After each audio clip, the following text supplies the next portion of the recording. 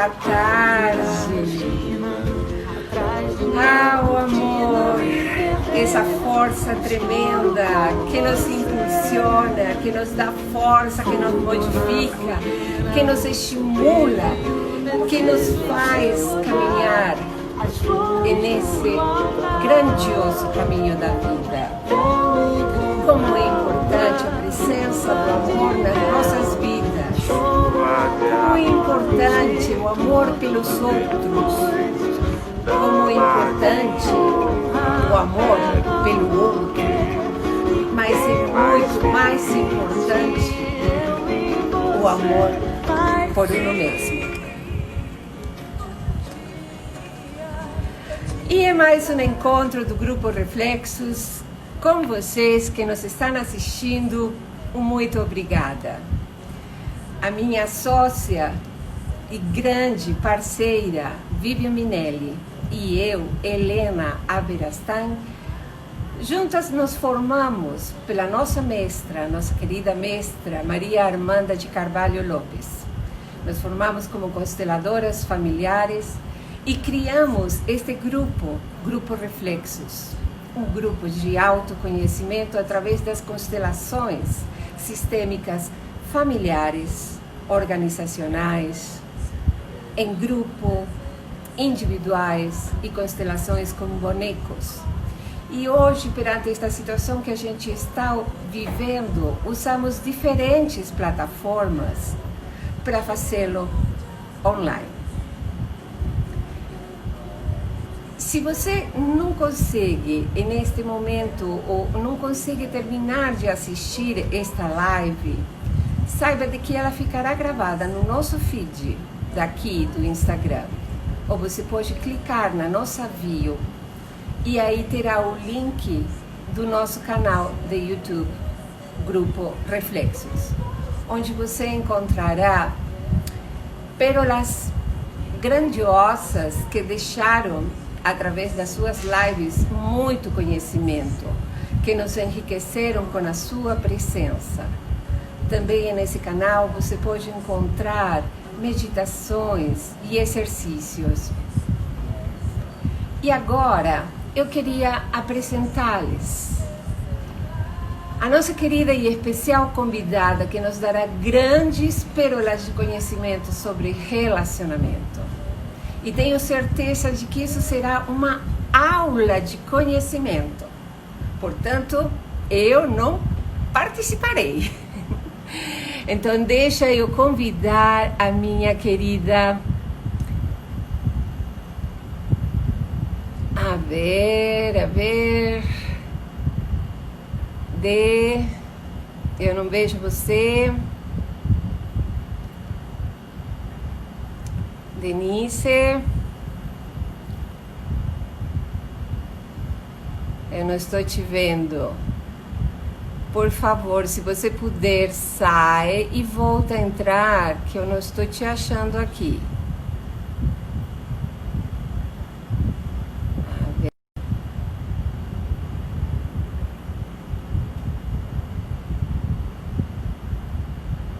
Opa.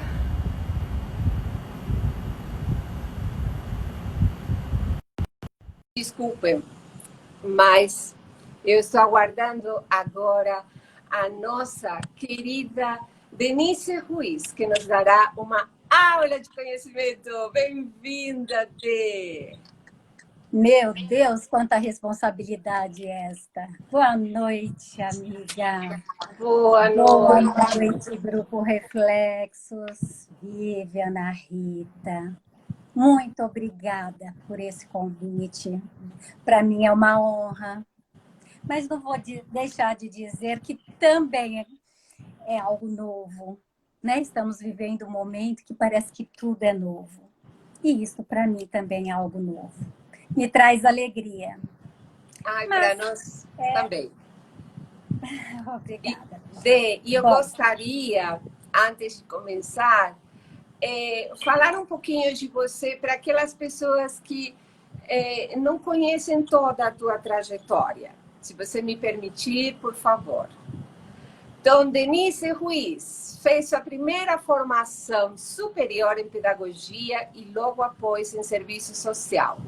Desenvolveu por 32 anos trabalhos em assistência social voltados a indivíduos e famílias, em empresas nacionais e multinacionais, na saúde, em serviço público e no privado, em hospital psiquiátrico e geral, visando ampliar seus conhecimentos. Concomitantemente, fez MBA de Gestão em Saúde na FGV, Getúlio Vargas. Especializou-se em violência doméstica e psico-oncologia. Formou-se e especializou-se em terapia familiar e de casal pela Escola de Sociodrama Familiar Sistêmico. É consteladora familiar, individual e organizacional. Fez sua formação com Renato Bertatti. Quando conheceu o trabalho, se especializou com o próprio Bert Hellinger, na Alemanha. Realizou 2 módulos aqui no Brasil e o último na Alemanha.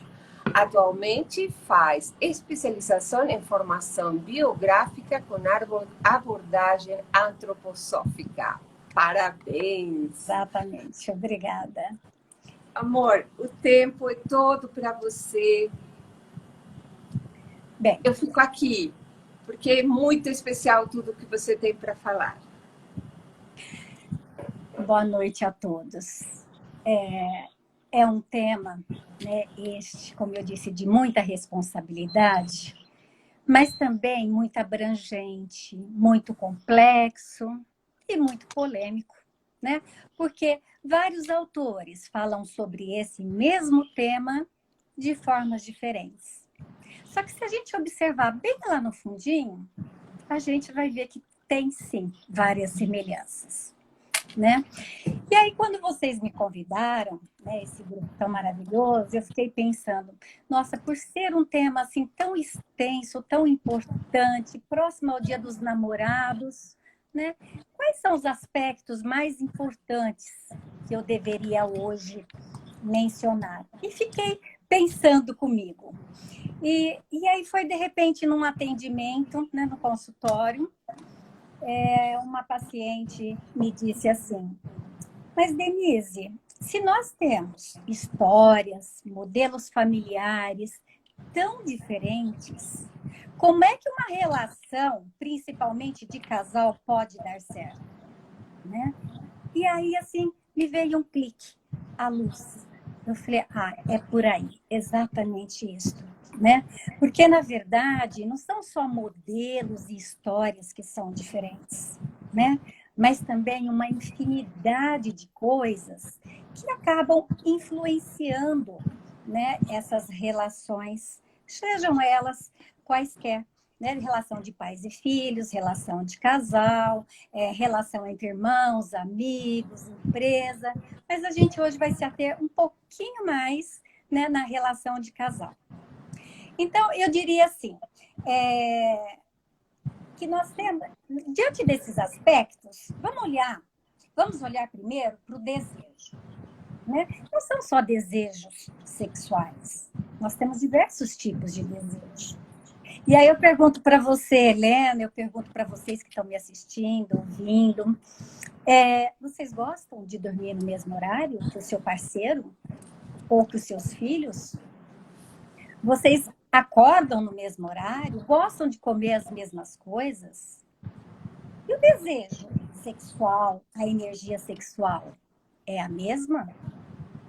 E a excitabilidade, né? O que é excitabilidade? É aquele meu vínculo com o parceiro, ou com algo, ou com alguém.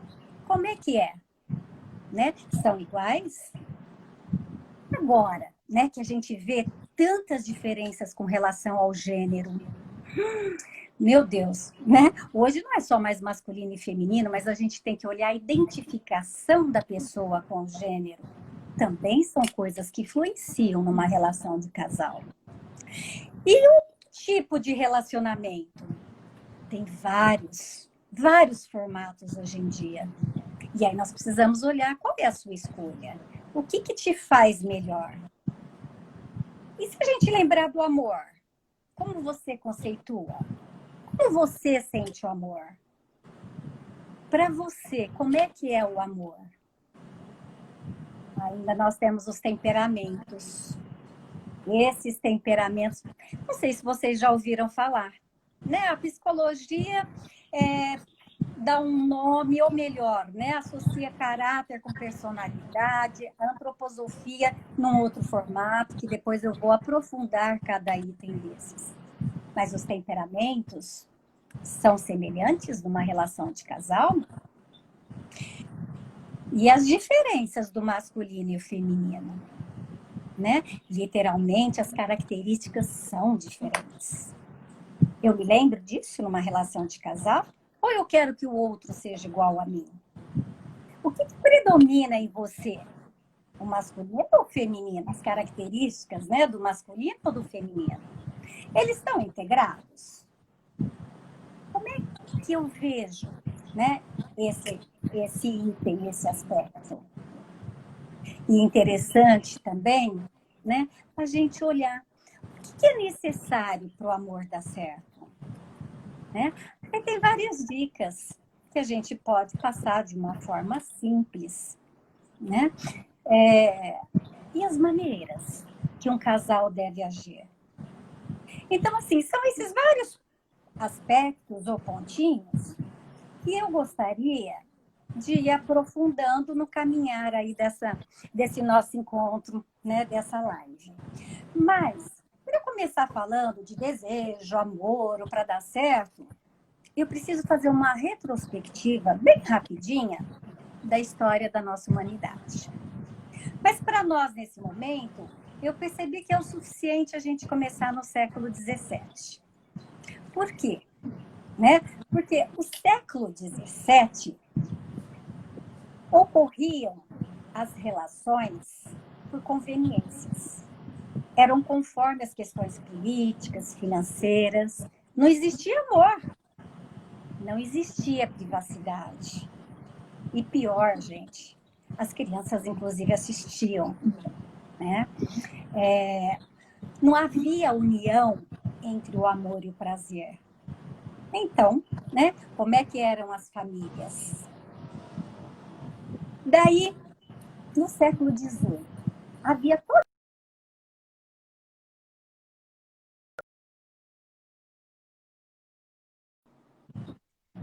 Voltou. No século XVIII, inicia o amor romântico, né? Iniciam os contos de fadas. E por quê? Né? Porque começam a perceber a necessidade da privacidade, a união do amor e do prazer, que nada mais é que o amor romântico. Então surge o quê? O casamento, mas no formato de monogamia. Só pode se ter um cônjuge enquanto estiver casado. E com isso passa a haver uma estabilização da sexualidade.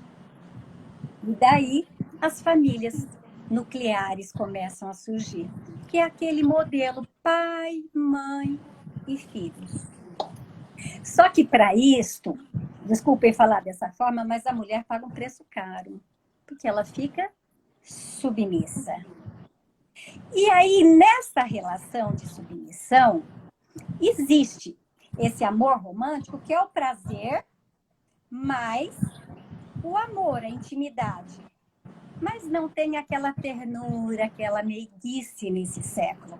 Então, a gente ouve nos filmes ou nas novelas de época, né? Vai se lavar que eu vou te usar hoje, né? O marido fala para a mulher, né? A gente costuma ver isso. E aí, né? No século XIX, com isso começa a haver um fato muito importante. A criança, ela começa a ser reprimida com relação ao sexo. E as famílias começam a ficar perdidas. E a mulher começa a não aceitar mais essa submissão. Ela começa o quê? Questionamentos. Ela começa a busca pelo seu pessoal, pelo seu espaço na sociedade, no trabalho. Ela começa a buscar um equilíbrio no casamento. E aí surge, né, nessa época, no século XX, os anticoncepcionais, a AIDS. E o casamento, ele passa a ser visto somente assim para legitimar a mulher, né? Porque ainda no século XX, ser descasada não era bem visto, né? Mas nesse mesmo século XX, iniciam-se as separações, né? E aí vamos para o século XXI, né? Lembrando que o início, 2001, surge o quê? A crise desse amor romântico, né? E o nosso adolescente passa a ser reflexo desse amor romântico do adulto. Então, o que começa a acontecer nas relações? Os pais começam a reclamar um do outro na frente dos filhos. Grande parte das mulheres vão trabalhar fora de casa. E os filhos passam a não ter compromisso com nada. Com isso, os filhos começam a não querer se casar, né? Não querem ficar adultos. Continuam morando com os pais. Querem que os pais continuem ajudando.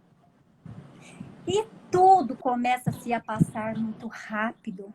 Os desejos, os relacionamentos. E se a gente olhar nessa nossa era, nessa época, os celulares, né? Hoje é um modelo, daqui 2, 3 meses é outro, né? E aí, então, começa a surgir de novo a desestabilização da sexualidade. E aí começam a surgir os vários tipos de relacionamento, as várias identificações de gêneros. E aí eu deixo aqui uma pergunta, né, para a gente refletir. Será que nós estamos retroagindo ao século XVII? Lembram que eu falei? Né? Lá não se tinha casamento, não se tinham famílias. O que está acontecendo? Porque agora, nessa hora, o que está havendo? Que tipo de família? Polinucleares. Né? Um que casa, descasa com o outro, que vai morar com o filho do outro.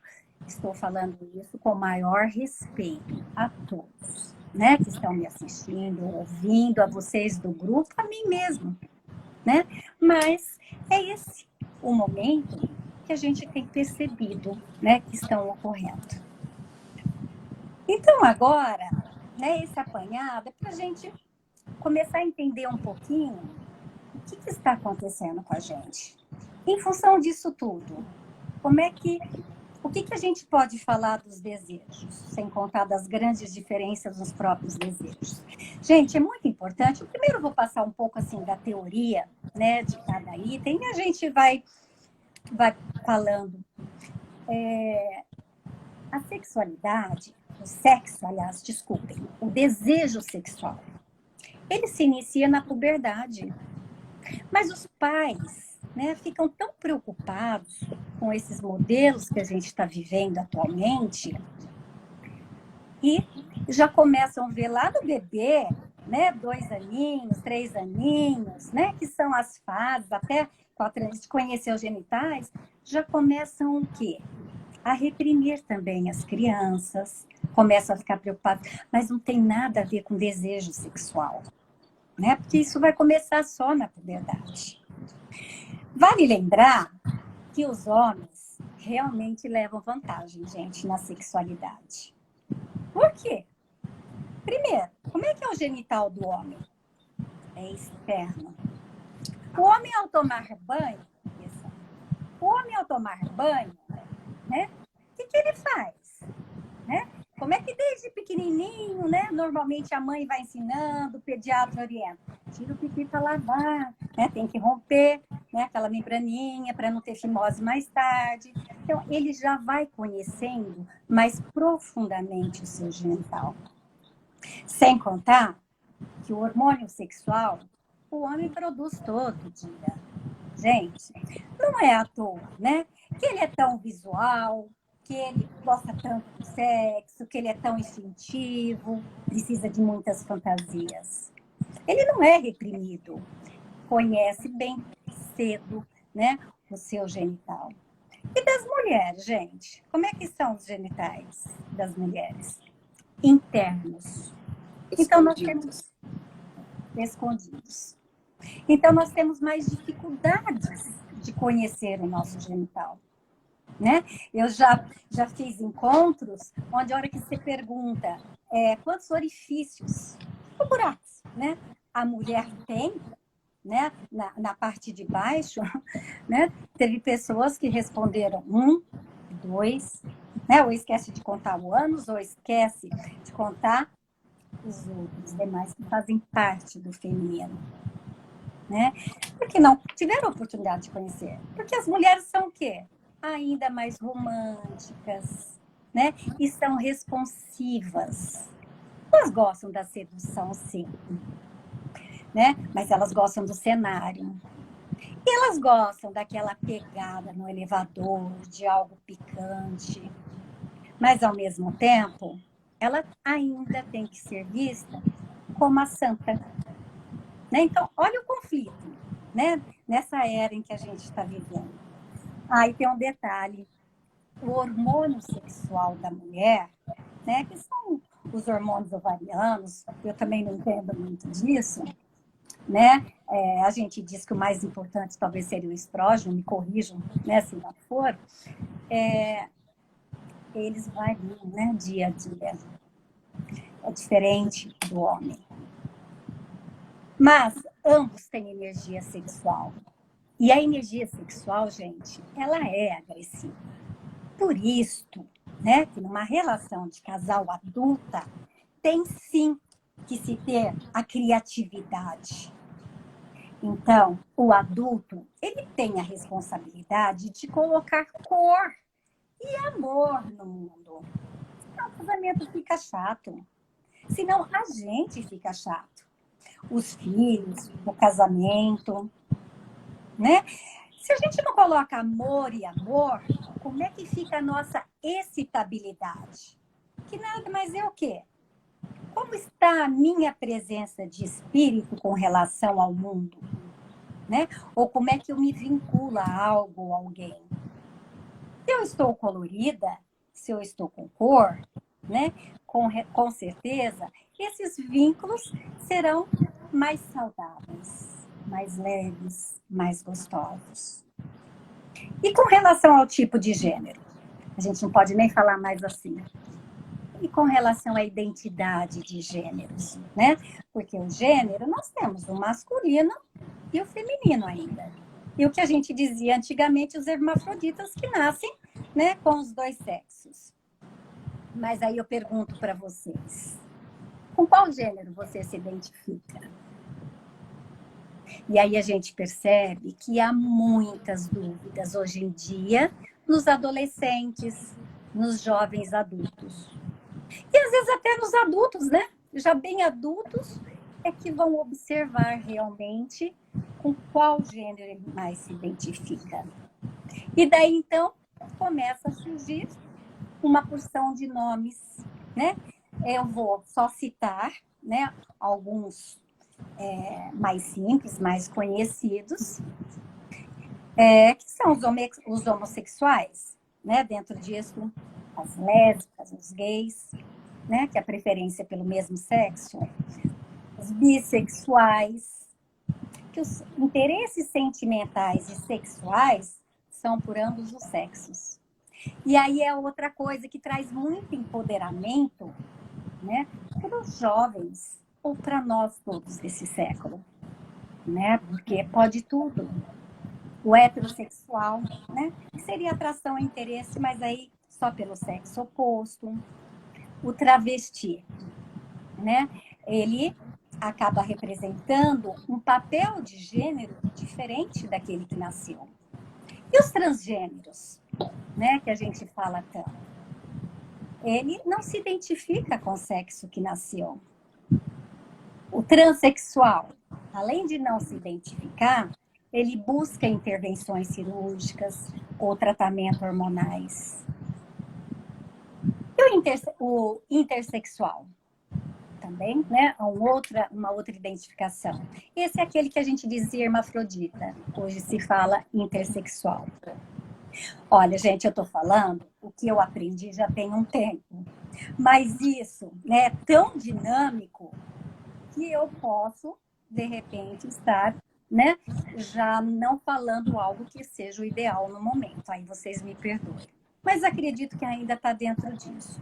Ainda temos um outro tipo de identificação, que é o pansexual, né?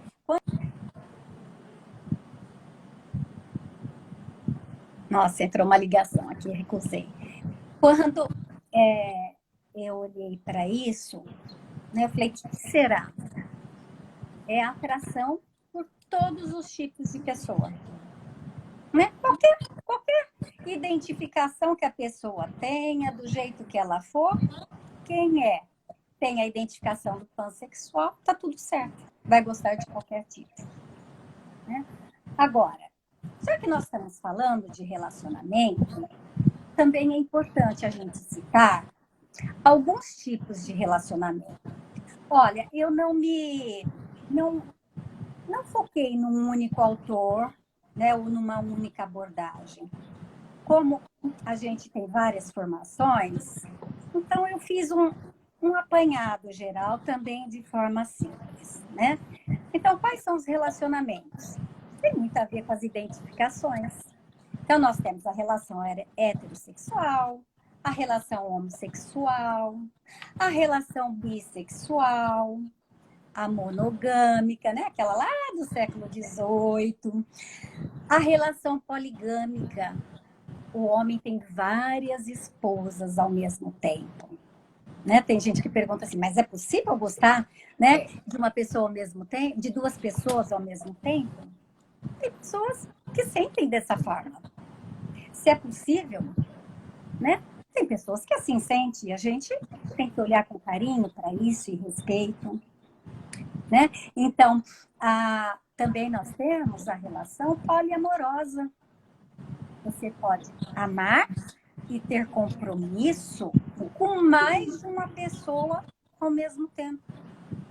E para ambos os sexos. E todos sabem. Existe uma lealdade, existe um compromisso. É o que a gente chama de amores livres. Então, eu saio com um, saio com o outro. Eu amo, mas eu divido. Né? Existe esse conhecimento entre todos. Né? Aí também fica aqui uma pergunta, né?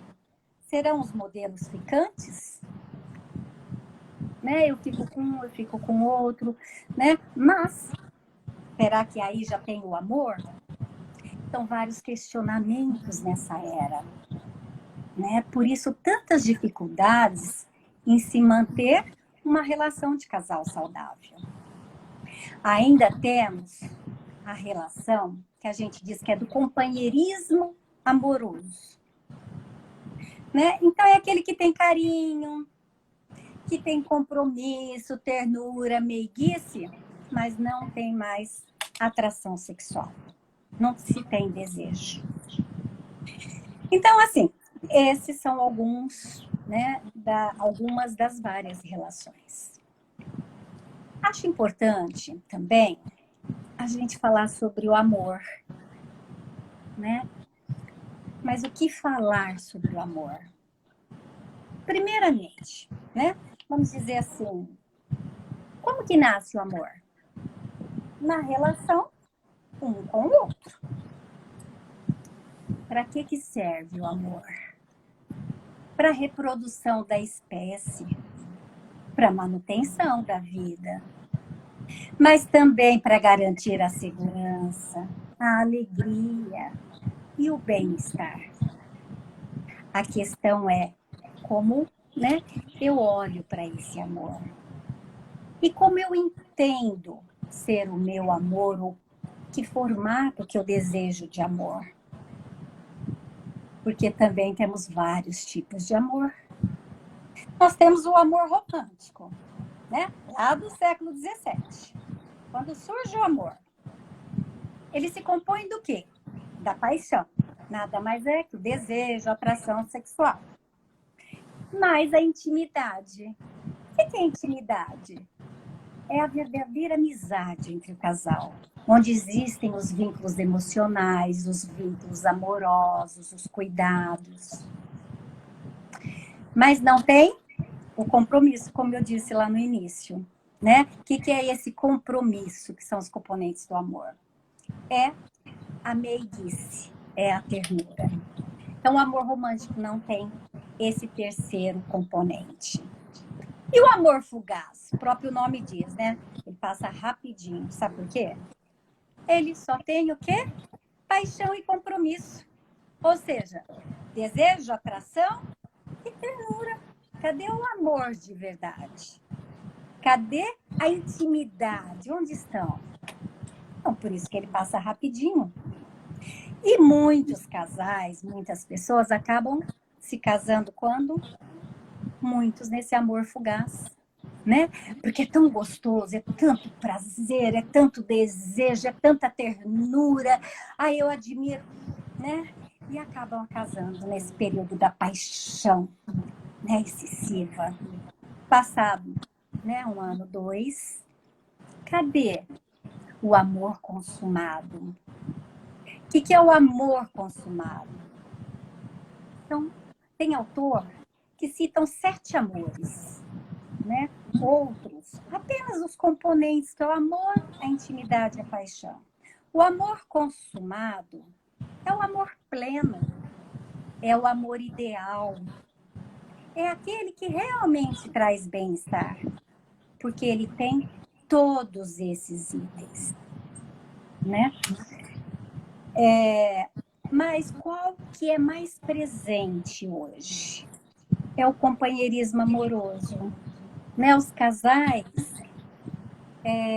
vão vivendo, são os casamentos duradouros, porque existe a intimidade, que são os vínculos emocionais, né? São os vínculos amorosos, o carinho, o compromisso, o cuidado, a afeição, mas não tem o prazer. Não se dão bem sexualmente, mas, né, optam por continuar vivendo dessa forma. Também tem o amor vazio, gente. O que é o amor vazio? Só tem ternura, só tem feição. Né? Eu fico porque é bom. A gente se respeita, né? Que é o compromisso, mas não tem aquela intimidade, aqueles vínculos profundos, né? Não tem desejo, a atração sexual, ou seja, o prazer. Então, né? Esses são os tipos de amor. Olha, né? Se a gente for olhar, aí eu pergunto para vocês, né? Quando se forma um casal de verdade? Se a gente olha para todos esses amores, quando que a gente pode dizer que realmente existe um casal? Claro, quando existem todos esses componentes. Mas tem algo especial quando o homem faz de uma mulher a sua mulher. E quando a mulher faz do homem o seu homem, né? Que é o momento da consumação, que é o momento do uno. Então, o verdadeiro casal, o que os prende, não são outros motivos a não ser essa consumação, a não ser essa entrega. E outros motivos? Por proteção, por questões financeiras, por status. Para salvar o outro, eu preciso ajudar meu parceiro. Ou simplesmente pelos filhos. E vão levando, né, essa relação de casal. Mas isso não dá certo. Não é o melhor. Né?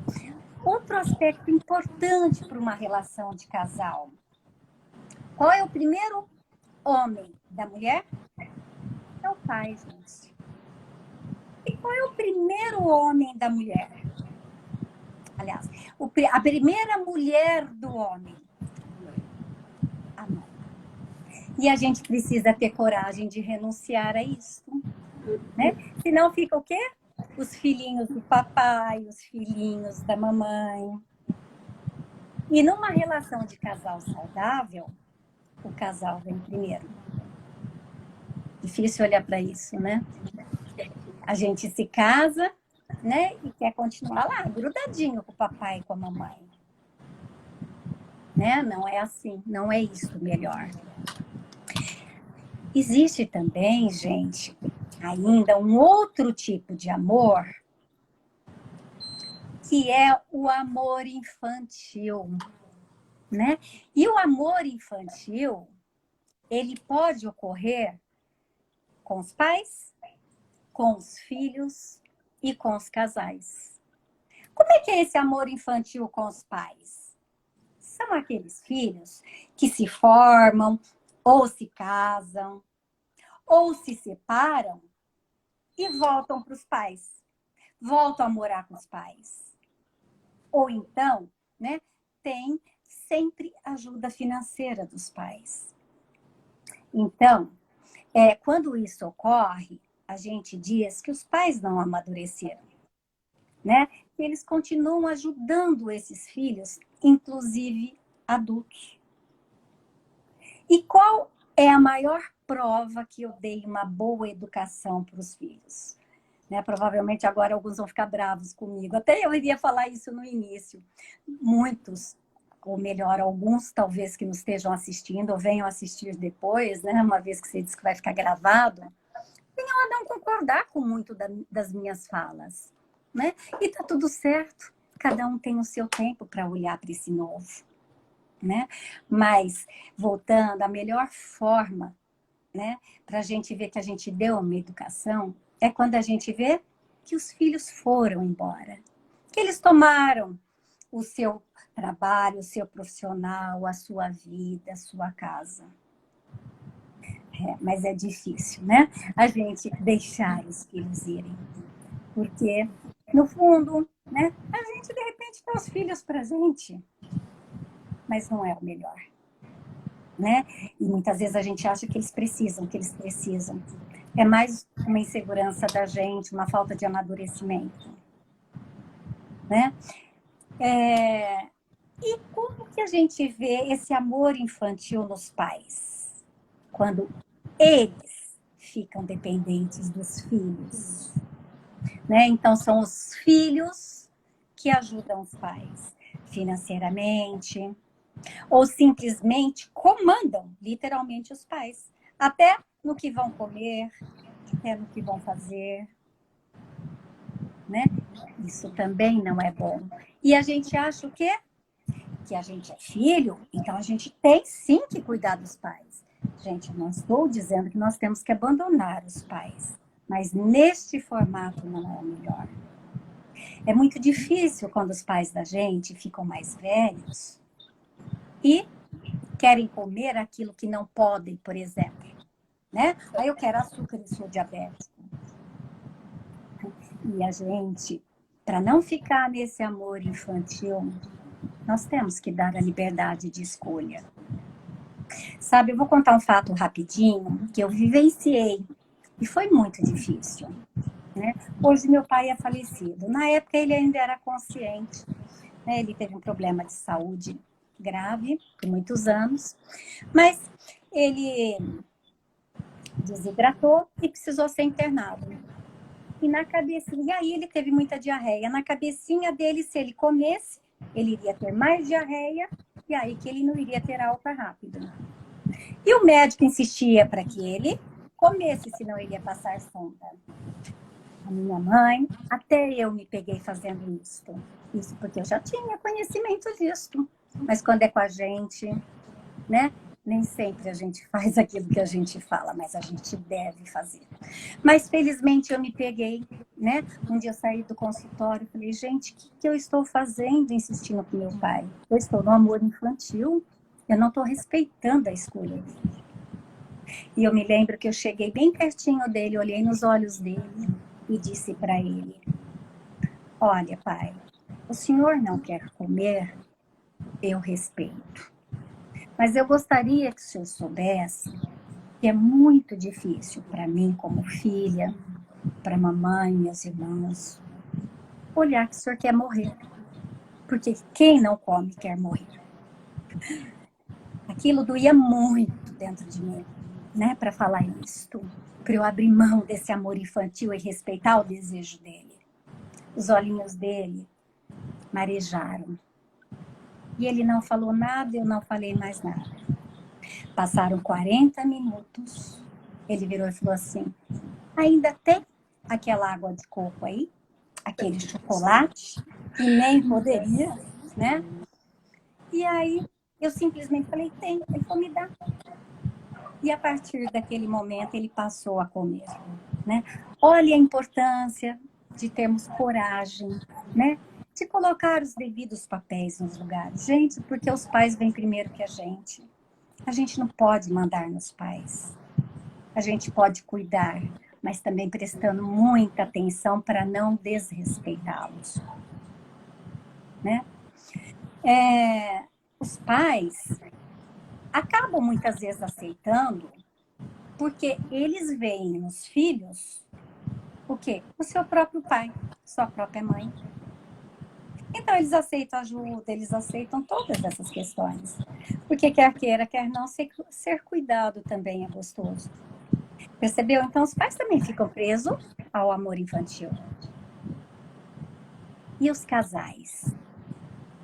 Os casais, eles também ficam quando eles acreditam que podem salvar o outro, né? Então, eles começam a querer ajudar, mas, né?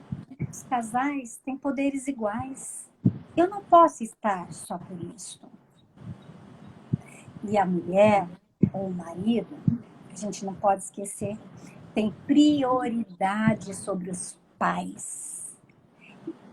E também prioridade sobre os filhos. E quando o casal não respeita quando os casais não respeitam essas prioridades, a gente fica aprisionado. Eles ficam aprisionados ao amor infantil. Bom, estou vendo que o tempo aí tá fluindo, ainda temos muita coisa para falar. Nós temos o amor incondicional também, seria o último, né? Que é aquela relação muito de mães e filhos, pais e filhos, né? Que não mede esforços, que faz tudo. É aquele amor profundo. Mas, né? Como eu já disse, também não é o melhor. Tem outro item, que acho que eu até não citei lá na frente, que são os temperamentos. Outro aspecto que influencia muito na relação de casal. Ah, não, citei, agora eu lembrei. O temperamento, os temperamentos, a gente percebe na pessoa através dos gestos, dos movimentos. E o temperamento, segundo a antroposofia, né, o Steiner, é uma disposição inata, né? E é composto de correntes espirituais, são as forças maiores, e de correntes hereditárias, que é o nosso corpo físico e o nosso corpo etéreo, conforme a antroposofia. Ou seja, nada mais que os nossos genes e a nossa história familiar. Então, a gente já recebe tudo isso. Mas eles vão se manifestar a partir dos 7 anos, quando começa a trocar os dentinhos. Até então, a criança só imita o pai e a mãe. A partir disso, é que ela começa a olhar para dentro dela. E aí, esses começam a atuar de verdade, né? E a gente tendo esse conhecimento, a gente pode ampliar, compreender o outro, melhorar a relação. Porque imaginem, gente, ai, meu parceiro demora um século. Cada vez que eu peço alguma coisa para ele, meu Deus, eu prefiro ir lá e fazer. Né? E para o parceiro assim, nossa, para ela tem que ser tudo para ontem, meu Deus, ai, que cansaço. Lembrou alguma coisa aí? Né? Então, e aí, né? o Steiner, só assim, né, bem rápido, ele, ele associa o temperamento com os 4 elementos da natureza. Terra, ar, fogo e água, né? E aí, cada um tem a sua característica. Se a gente olhar para o melancólico é a terra, né? Tá ligado à fase da maturidade. Nesta é aquela pessoa que é detalhista, perfeccionista, mais sensível, tem uma autopercepção grande, reclama de tudo, mas faz, se vitimiza, mas é profundo, né? Precisa se aprofundar para concordar com aquilo, mas ao mesmo tempo é crítico, é restrito aos relacionamentos, gosta, né? Tem um desejo de intimidade e fica lá buscando a sua essência. Imagina, né, para o colérico lá, para o fogo, que é aquele que quer tudo para ontem. Né? Imagina uma relação assim. E aí, né, eu não vou entrar nisso agora, mas aí tem os desafios quando a gente olha para esse tipo de temperamento, qual é o perigo, o que a gente deve fazer. Fica mais fácil para a gente compreender o parceiro. Quando eu vejo, não é porque ele é muito perfeccionista porque ele quer. É inato, é da história dele. E ele desenvolveu aquilo. Né? E o fleumático? O fleumático está ligado à água. A gente diz que são as características da fase da senescência, né? Que hoje, em função da longevidade, já tem outra divisão, que é a velhice. Agora nós temos o jovem adulto, o adulto maduro e a velhice, que é a senescência. O fleumático, né, é aquele que é devagar, é tudo no seu ritmo, não tem pressa, não mostra as emoções, é aquela pessoa fechada, né? A gente ouve falar muito, nossa, meu marido não fala nada, parece que ele não sente nada, ele guarda tudo, né? É dele, faz parte do temperamento dele, ele não está escondendo do outro, ele tem essa dificuldade. Né? Ele tem fala e gestos calmos em contrapartida. Ele contemporiza as situações, os confrontos. Ele paga para não entrar em confronto. E aí o outro acha que ele não está nem aí. Né? Olha a importância da gente conhecer qual é o meu temperamento, qual é o temperamento do meu parceiro. Porque o fleumático, ele consegue viver prazerosamente dentro dele. Ele fica bem. Né? Mas ele é fiel, ele é leal, ele é organizador. Tá vendo? Todos os temperamentos, né? Tem aquele lado maravilhoso e tem aquele lado que a gente precisa trabalhar. Porque qual é a grande evolução do ser humano e para nós, né, enquanto casal? Eu encontrar um equilíbrio nisso. Isso com certeza vai influenciar para que o casal tenha uma relação saudável. E o sanguíneo, gente, é o ar, né? O ar, movimento, é a fase da infância. Eu sou cheio de ideias, eu sou agitada, eu sou criativa, eu sou agregador, inovador, mas eu sou irrequieto. Eu tenho muitos interesses e acabo me perdendo. Eu não tenho metas. E aí eu tenho dificuldade de se concretizar aquilo que eu desejo. Ele é muito generalista, ele acaba desistindo fácil e não gosta de rotinas.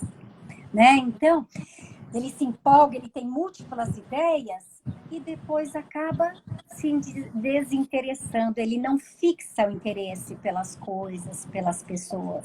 Ele acaba sofrendo muito. Então, imagina aquele marido ou aquela mulher que tudo ela se empolga e depois não faz nada. Olha como a gente olha para isso. Gente, isso é inato, né? Isso é algo que tem que ser trabalhado e não criticado. Né? E, por fim, o colérico. Né?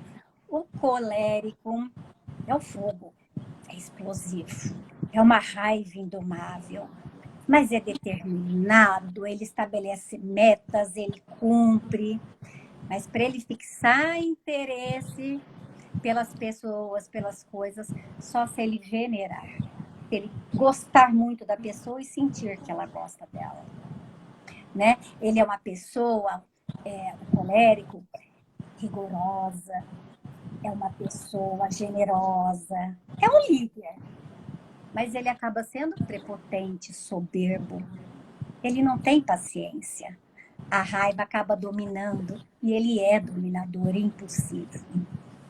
Então, né? Olha os temperamentos, quanta diferença entre um e outro. Além disso tudo que eu já falei, Helena, pessoal, e as características do masculino e do feminino? Será que a gente olha para isso com respeito? Eu fico me perguntando, Denise, quantos temperos que a gente precisa ter em conta para levar um bom relacionamento. Eu só fico preocupada de que a gente já está chegando no final. Eu não queria te interromper. Só para te comunicar que nós temos só mais 5 minutos para a gente poder se despedir e depois poder gravar esta live. Gente, eu estou fascinada. Mas tem 5 minutos para falar. Isso é a falta de experiência, ou melhor, né? O desuso do fazer, né? Atividades desse tipo. Não me organizei muito bem no tempo, eu sinto muito. Bom, as diferenças do masculino e feminino. Vou falar rapidinho. Se os hemisférios são diferentes, direito e esquerdo, né? Quer dizer, fisiologicamente ou fisicamente é diferente, como é que o homem vai ser igual? Ou a mulher? Como eles vão ser iguais? Se as visões são diferentes, né? Um tem visão circular, outro tem visão linear, né? E aí, então, o homem, né, seduz a mulher quando está namorando, porque quando ele quer aquela visão diretiva. E a mulher, aquela visão circular, né? Ela fica olhando e se encanta por este homem, lá quando namorava, mas depois ele volta a ser ele. Por quê? Porque ele é razão, ele é consciência, né? Ele é criação, ele é instintivo. E a mulher, emoção, né? A mulher é romantismo. E ela fica esperando isso do homem. E aí eu pergunto assim, né? Gente, eu vou assim, só então fazer um resuminho rápido. Para um casal Denise, desculpa te interromper. Você estaria disponível da gente continuar esta live? Eu termino isso e logo começamos outras, e também as pessoas estão interessadas em seguir escutando toda essa riqueza, meu Deus. Só gostaria que vocês também me dessem seu ok. Aí eu termino isso e começo uma nova. Olha, eu tenho a sensação que, assim, algo muito importante, infelizmente eu deixei de falar, né? Eu entrei muito na teoria e acabei de falar as dicas, né? Deixei de falar que realmente é muito importante para o amor dar certo. Eu estou disponível. Para mim, então, tudo bem, não tem problema. Então, eu vou fechar esta live, vou gravá-la e logo estou iniciando novamente a live. Fiquem aí, por favor. Nós vamos dar continuidade agora? Vamos dar entendi. sim. Ok? Ok. Fiquem aí, por favor.